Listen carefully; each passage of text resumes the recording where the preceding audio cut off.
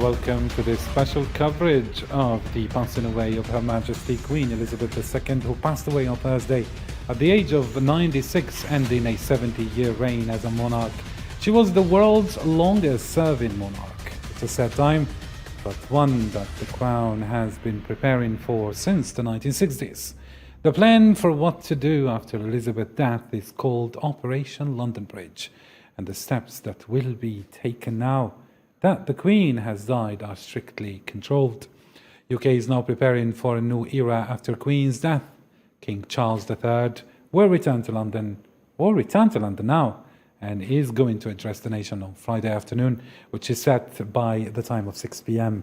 The country now enters a mourning period that continues until after her funeral. I declare before you all that my whole life, whether it be long or short. As Britain mourns the death of the Queen, Elizabeth II, her son now, King Charles III, has arrived back in London after flying from Balmoral, ahead of a meeting with Prime Minister Liz Truss and his first national address as a monarch. As heartfelt tributes continue to pour in from across the globe following her death on Thursday, MPs held a minute of silence in the Commons, with former Prime Minister Boris Johnson recalling being moved to tears after being asked several months ago to discuss seeing the Queen in the past tense. Moving on to another report that will be announced by Noor Khimilat.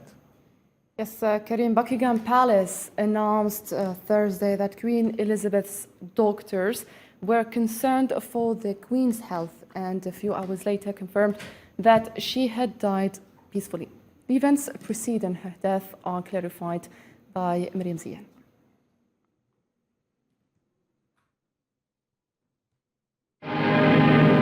The Queen Elizabeth II sat on the throne of the United Kingdom for just over 70 years, making her the longest-serving head of state at the time of her death and the second longest-reigning monarch in history. She lived to 96 years and remained in relatively good health throughout her long life. In late February 2022, the Queen contracted COVID-19 and continued her light duties at Windsor Castle. However, she had to cancel some virtual meetings before early March 2022. In the same month, she missed a Commonwealth Day service. Between late March and mid-May 2022, the Queen did not attend any public events. She missed Easter celebrations and did not attend the ceremonial opening of Parliament due to mobility issues. The monarch also missed some Platinum Jubilee celebrations in June 2022. However, she made a surprise appearance on the balcony of Buckingham Palace, where other senior royals stood by her side. Last week, Elizabeth II missed her beloved event near Balmoral Castle because of mobility issues once again. And in the most recent events before her death, she broke with tradition to appoint a new Prime Minister in Scotland, the first time a Prime Minister was not appointed in London. And in photos of the event, some of the last of the Queen, she used her cane indoors, and her hand appeared quite purple. On September the 7th, the Queen cancelled a virtual meeting with her Privy Council, a formal body of advisors, including Truss, after doctors advised her to rest.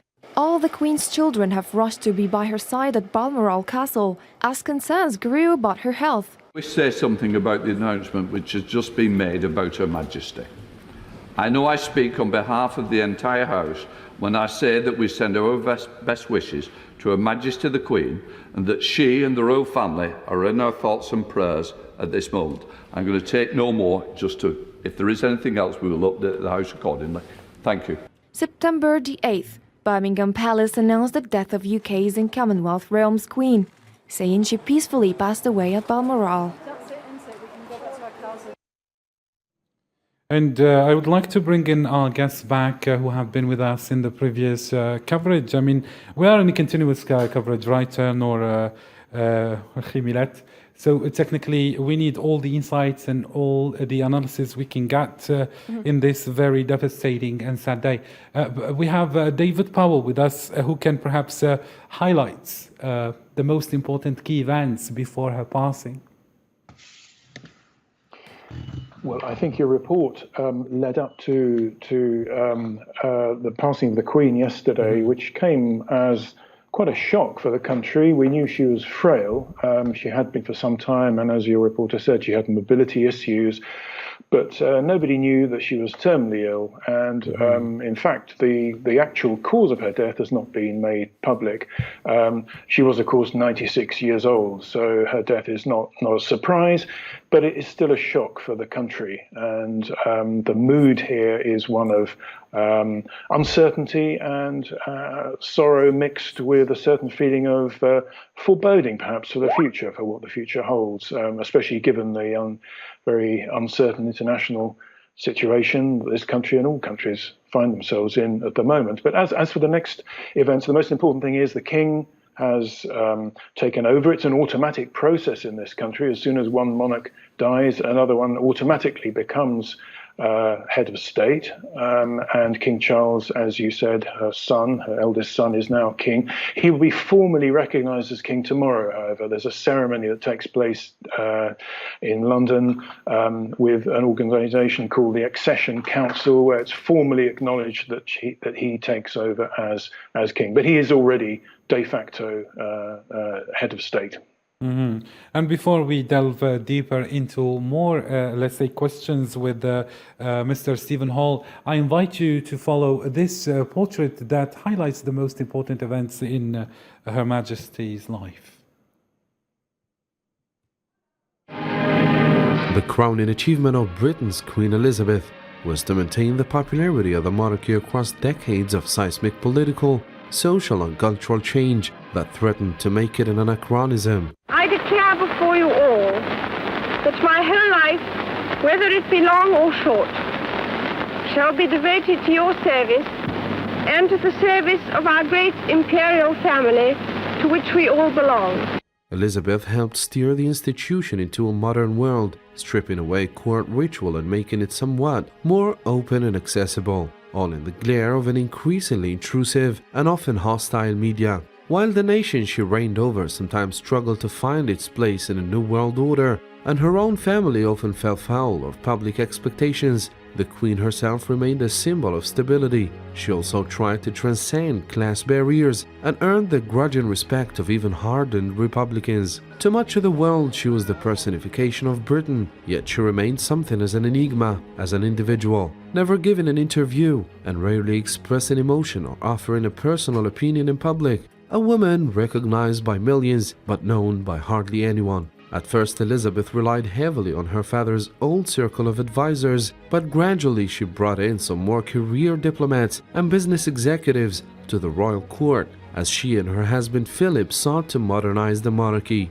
In the last 20 years, backed by a far more professional and sophisticated media operation, there was still pomp and pageantry, but less formality around the Queen and her family. Her working life included thousands of official engagements, varying from trips to schools and hospitals to the grand ceremonies of state visits and national occasions. She was famous for wearing brightly colored outfits with a matching hat on royal engagements to ensure she stood out from the crowds on her many walkabouts.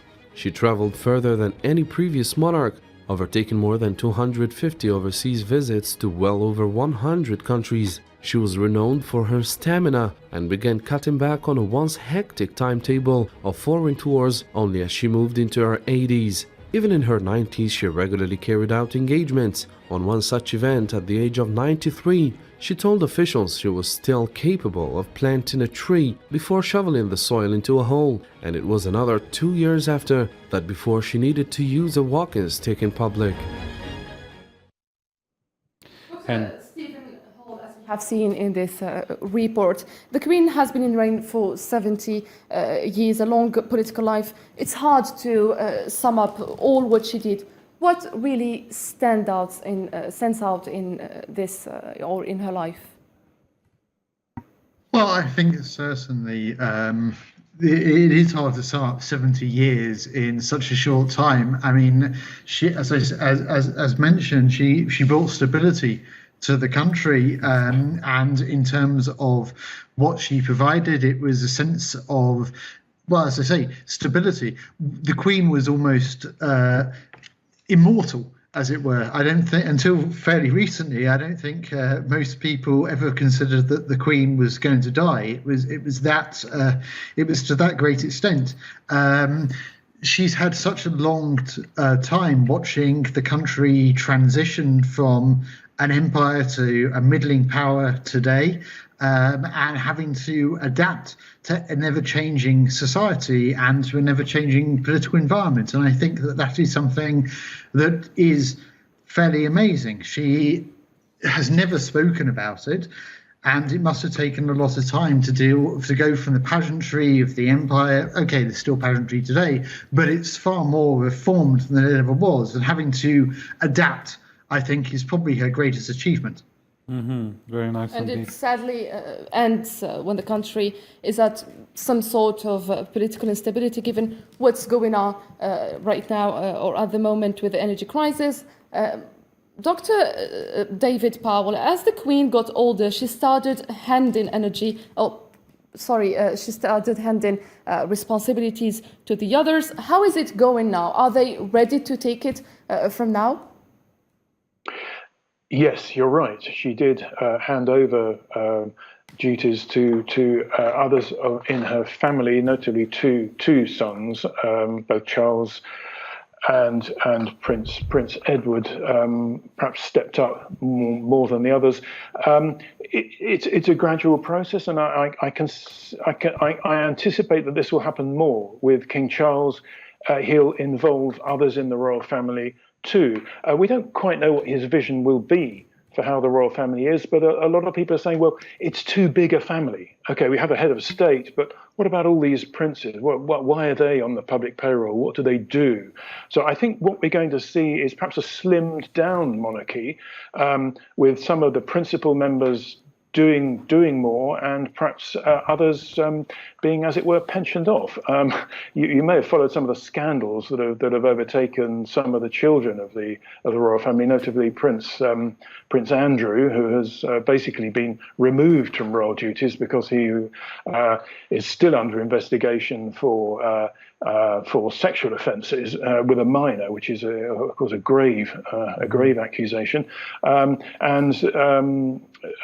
Charles's younger son, Prince Harry, has also backed out of full-time royal duties and is now living in the States with his wife Meghan Markle. So I think we're going to see a different kind of monarchy where not everything rests on the head of state. There's going to be duties that other senior members will have to take on.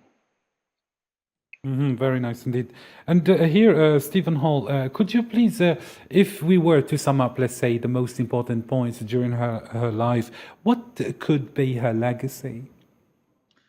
Well, as I think we've talked about, her legacy will be the transition from where Britain was when she when she was crowned in 1953 to where Britain is today, and maintaining the relevance of the monarchy. I think that any other individual would have found it very difficult to keep the monarchy relevant globally as well as in the country, and that I certainly think is her legacy, that she has, as I said before, we are in Britain, we are all Elizabethans, regardless of whether we are monarchists or Republicans. I think that Republicans, even the most vitriol Republicans, have found it hard not to accept Queen Elizabeth, and I think that is certainly something that is her legacy. She's kept the United Kingdom unionized, as it were. All right, moving on now, I invite you, dear viewers and dear guests, to follow Queen Elizabeth II, who's being called a golden age woman due to her strong personality and her popularity among the British, which had also witnessed many world events throughout 70 years of her reign. Let's follow Islam Sid in this report.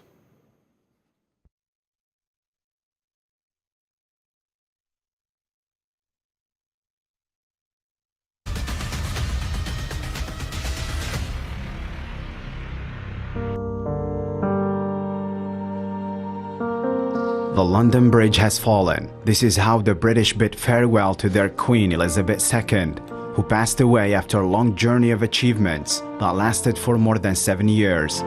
The British have always described her as the Golden Age woman, as she was able to overcome many crises that passed through the kingdom, including the separation of Princess Diana from her son Prince Charles, as well as the concession of Prince Harry and his wife Meghan Markle of their royal duties. Elizabeth II ascended the throne after her father's death on February 6, 1952. While she was in Kenya on a royal tour, she was crowned on June 2, 1953 in Westminster. Throughout her reign, Elizabeth II succeeded in retaining Britain's prestigious position for many years, at a time when many countries suffered economically and politically. The Queen was the commander of the Royal Armed Forces and head of the judiciary and civil service. She made many official visits to more than 117 countries, and she sponsored more than 600 associations and charities. She met more than 13 American presidents and held weekly meetings with 15 British prime ministers, from Winston Churchill to Liz Truss. She supervised the Church of England since February 6, 1952, and was the constitutional queen of 16 out of the 53 Commonwealth countries she headed, including Australia, New Zealand and Canada. Elizabeth II had a prominent role during the Second World War. When she joined the work in the Regional Reserve Service, she witnessed many innovations and big events, including the conquest of space beginning with the Russian Sputnik 1 missile, then the moon landing by man, and the spread of televisions in homes. She was the first monarch to send an email, and did so in March of 1976 during a visit to a post of the British Ministry of Defense. Many other important medical events and discoveries the Queen had witnessed, such as the polio vaccine, liver transplantation, and decoding the genetic code. She became the oldest British monarch ever, surpassing records set by her great-grandmother. Her personality was full of secrets and mysteries, as her personal life was a black horse for many, as she rarely gave interviews or meetings, but her personal and political views were refused to be disclosed.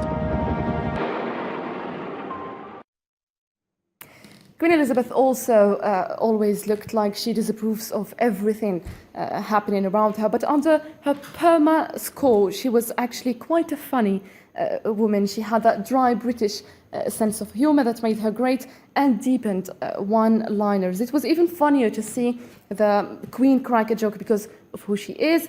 She was the serious figurehead of the UK and the Commonwealth, and yet she would happily roast people with a sick burn. Disadvantages to crowns, but otherwise they're quite important things. Yeah, this evening. Thank you, Mr. Prime Minister of Canada, for making me feel so old. When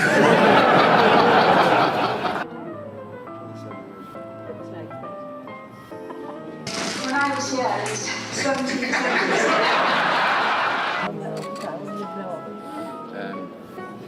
supposed to sound when we're stationary. You're stationary. Are you supposed to be looking as if you're enjoying it? Yes, it definitely. We have been enjoying ourselves. Before we move on, I'd like to ask Dr. David Powell, how do you find the Queen's humour and her personality? Well, a lot of people who knew the Queen, obviously we didn't know the Queen, but we saw her in public. A lot of people have put emphasis on her sense of humour, and this wasn't a light thing. I mean, she used her personality to charm people, and that was very important when it came to world events. She was involved in numerous world conferences and meetings, regular meetings of the Commonwealth heads of government. And she, over the years, created a rapport with many important world leaders. And now that's becoming increasingly clear as they pay tribute to her.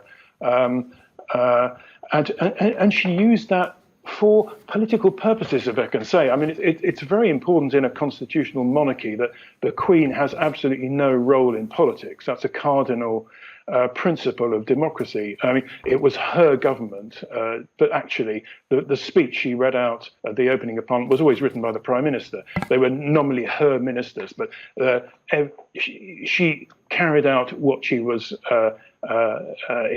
instructed to do by the Prime Minister of the day. The political power rests in Parliament and the government, not in the monarchy. But on the international level, she successfully used her personality to in a sense, smooth the wheels of diplomacy between this country and other countries, and indeed between other countries. And if I'm just to give you one example. Is that what explains the international affection and interest in the Queen in particular?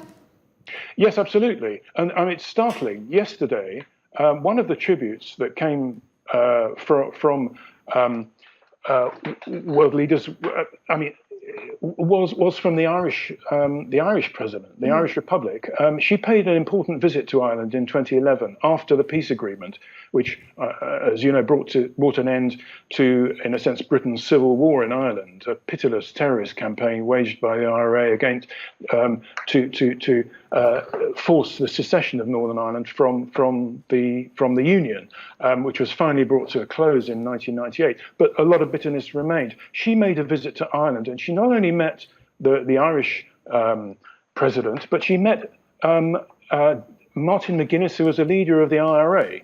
The IRA, let's remember, had actually killed her uncle in a bomb attack.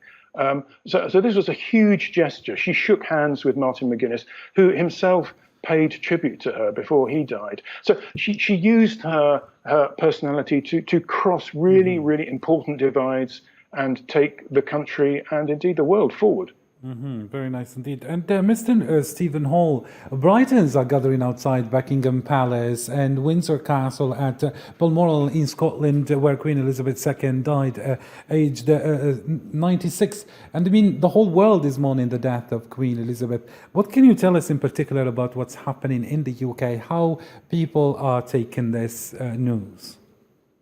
I think, naturally we're all very upset. I mean, as I've said, Queen Elizabeth, for my generation, was our third grandmother, and it's always hard when you lose your grandmother. You don't know what is going to happen, and I think that this certainly is how the country is feeling at the moment. What's next? Where is the Queen gone? She's been the only thing that we've known all our lives. And I think that you're seeing a great outpouring of grief. I mean, even in where I live, in the small city of Bath, the people are on the streets, and they are wearing, looking lost. It's just a great amount of grief in the country at the moment because of her death. And just to highlight what you have been saying, and just to let's say lay ground on that, let's follow these reactions of the people. When I think about the Queen, I was still young when I grew up. I took her as a role model to me as a woman, that she has to be strong. I have to dress well and look well, and then take care of my kids, as she did to the kids and grandkids and the rest of the country. Maybe Dr. David Powell, we've seen in the pictures that thousands of people were standing out the Buckingham Palace, even though it was dark. They had a very special bond with the Queen. Do you think they would have the same relationship with the new king starting from today? We don't know. I mean, that's a huge question. Obviously, that's on everybody's mind. But I think it's interesting that the first gesture that the new king made was to get out of his car and walk up the line of well-wishers, or mourners, if you like, for the Queen, and shake their hands and talk to them, dozens of people. So I think that's a sign that he feels the need to be an open monarch, available to the public, and not remote and shut behind palace walls. So I think that was an important thing. He faces huge problems and huge shoes to fill. Trying to take over after the Queen, after 70 years on the throne, is a huge task, an unenviable task. But let's remember, the Queen herself had no experience of ruling before she became Queen at a very young age. Charles has at least had years to prepare for this, and I think he's very well educated. He's the first king who has a university degree. He's very well educated, very thoughtful man, and I think he understands the task ahead. One difficulty he will have, however, is he's very outspoken. The Queen, as we've discussed, has been very careful about not giving expressing any views on current affairs or politics publicly. Charles, however, has been quite outspoken on issues such as climate change, on modern architecture, alternative medicine, these kind of things. So he's going to have to rein himself in a bit if he's and be less willing to be forthright with his own views. But I'm sure he understands that. I'm sure he understands the role of a monarch within a democracy. As we read in the Daily Star newspaper, the British Daily Star, the paper's cover shows the official portrait of Elizabeth's second coronation, dedicates a pull-out tribute to the monarch. This front page of the Daily Star thanks the Queen for the long decades of service with the country by saying, "You did your duty, ma'am." Do you think everyone shares this point of view? Do you think all the British people have a sense of, or a positive sense of someone who had a positive impact as a queen, and as a monarch? Yes, I think so. I think that's a word that's come on everybody's lips from commentators, people that knew her, politicians, and the public, is a sense of duty, which is a little old-fashioned in this day and age of social media, where everybody gives their opinion, attacks each other, and it's all about me, and what I think. Her record of civility, of gentleness, of kindness, and of duty. Yeah, it is slightly old-fashioned, but I think people respect her for that, and I think they'll be looking to the new king to set a similar example. Perhaps, if I can say, in contrast to his young son Harry, who has gone more down the road of emoting in public, expressing emotions, embracing fashionable causes, and if you like, being more kind of woke, to use a modern term.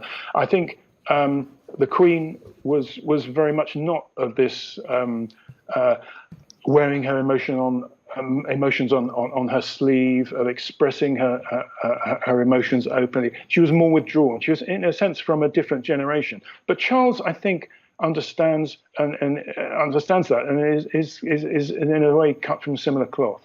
Very nice indeed. And now, just to bring King Charles III to the spotlight, let's follow this portrait and then we come back with more questions. The Duke of Wales, the next in line to take the place left by Queen Elizabeth II, is to be the center of British crown. During these last 71 years living under the shadows of his mother, the Queen, Charles IV, a contentious figure during his youth, accumulating controversy over his relationship with Princess Diana and Camilla Parker Bowles, the Duchess of Cornwall. On November 14, 1948, at Buckingham Palace, Charles was born, the eldest son of then Princess Elizabeth and Duke of Edinburgh. However, quickly his life was marked under the label of heir to the throne at the age of 3, as his mother was proclaimed Queen Elizabeth II. He started his educational path on English soil in institutions in London and Berkshire. In 1967, he attended Cambridge University to study archaeology. Then he received training from the Royal Air Force to become a jet pilot. He embarked then on a naval career, continuing the legacy of his father, his grandfather, and his 2 great-grandfathers. Man of life and limb. His public life has been marked by the grey years that followed his separation in 1992 from Diana of Wales, who achieved popular acceptance far superior to that of the heir to the throne. Charles had married the princess in July 1981 at St. Paul's Cathedral in London, in one of the most important royal weddings of the 20th century. I pronounce that they be man and wife together.